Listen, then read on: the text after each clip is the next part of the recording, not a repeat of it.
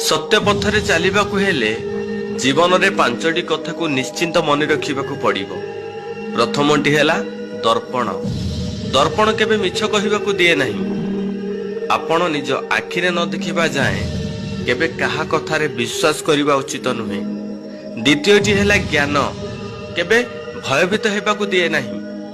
विपद रे शरीर बल कि धन बलर आवश्यकता पड़े नाही, पड़े ज्ञान बलर जहा जीव को बंचाई रखि थाए।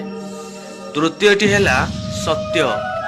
सत्य केबे दुर्बल हेबाकु दिए नाही। सत पथरे थिबा मनीषटी केबे भी हारि न थाए। चतुर्थटी हेला प्रेम। प्रेम केबे ईर्षा करिबाकु दिए नाही। प्रकृत भल पाइबारे ईर्षा न थाए। आजिकालिका देहलो भी भल पाइबा कथा कहिले न सरे। तो पंचमटी हेला विश्वास। विश्वास केबे दुखी हेबाकु दिए नाही।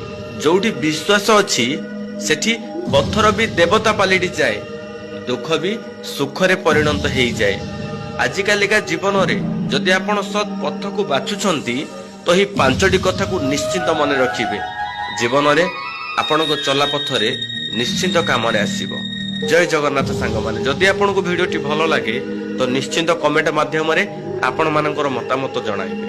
जय जगन्नाथ।